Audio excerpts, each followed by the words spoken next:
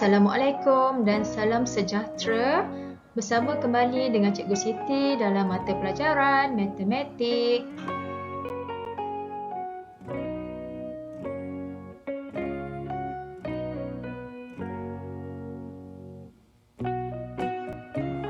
Tajuk kita pada hari ini ialah operasi tambah dalam lingkungan 10. Standard kandungan, menambah sebarang dua nombor dalam lingkungan 10. Standard pembelajaran, menambah nombor dengan menggunakan gambar. Objektif pembelajaran kita pada hari ini ialah di akhir pengajaran dan pembelajaran, murid dapat menambah sebarang dua nombor dalam lingkungan 10 dengan menggunakan gambar. Kamu sudah bersedia? Sekarang, jom kita menyanyi bersama-sama.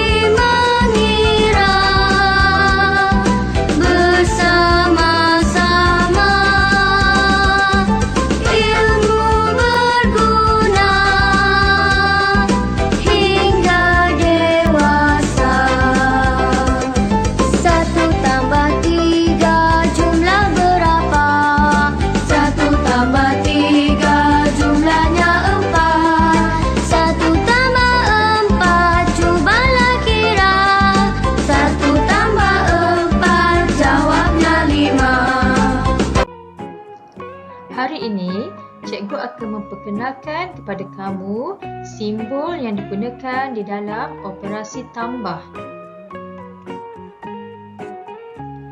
Baik, ini ialah simbol tambah. Ini pula ialah simbol sama dengan. Tambah sama dengan. Sekarang, cikgu akan tunjukkan kepada kamu ayat matematik. Ini ialah ayat matematik. Ianya dibaca sebagai 1 tambah 2 sama dengan 3. Mari kita belajar mengira menggunakan gambar.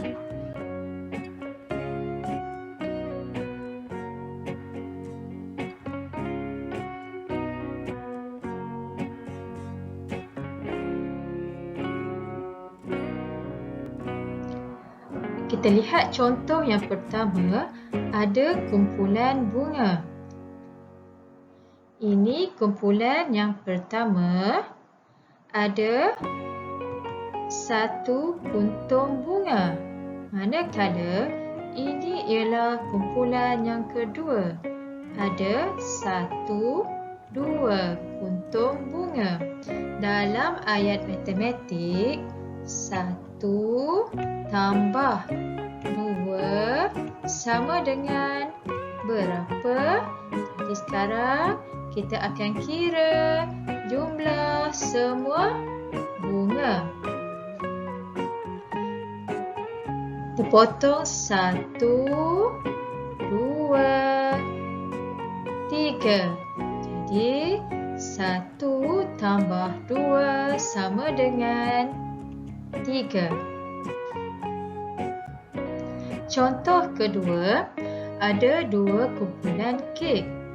Kumpulan pertama ada 1, 2, 3, 4, 5 kek. Manakala ini ialah kumpulan kedua. Kumpulan kedua ada 1, 2, 3, 4 kek. Dalam ayat matematik, 5 tambah 4 sama dengan berapa? Jadi sekarang kita akan kira kesemua bilangan kek. 1, 2,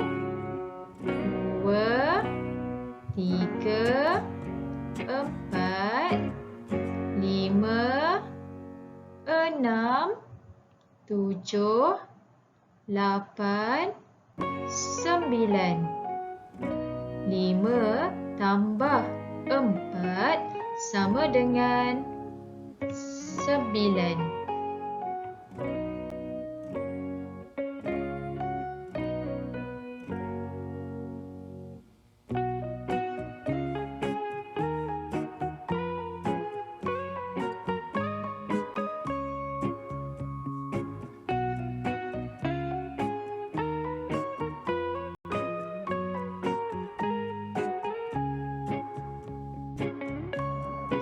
Contoh ketiga, terdapat dua kumpulan cerik.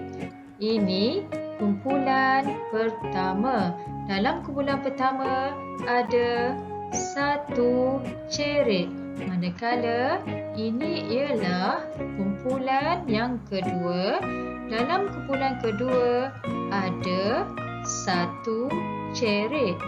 Dalam ayat matematik, kita tulis sebagai 1 tambah 1 sama dengan berapa? Kita akan kira semua. 1, 2. 1 tambah 1 sama dengan 2. Contoh keempat, ada dua kumpulan lebah. Dalam kumpulan 1 terdapat 1, 2, 3 ekor lebah. Manakala di kumpulan 2 terdapat 1, 2, 3, 4 dan 5 ekor lebah. Dalam ayat matematik, 3 tambah 5 sama dengan berapa? Kita kira semua bilangan lebah yang ada. 1, 2, 3, 4, 5, 6, 7, 8. Jadi 3 tambah 5 sama dengan 8. Daripada contoh yang telah diajar sebentar tadi, sekarang mari kita membuat latihan.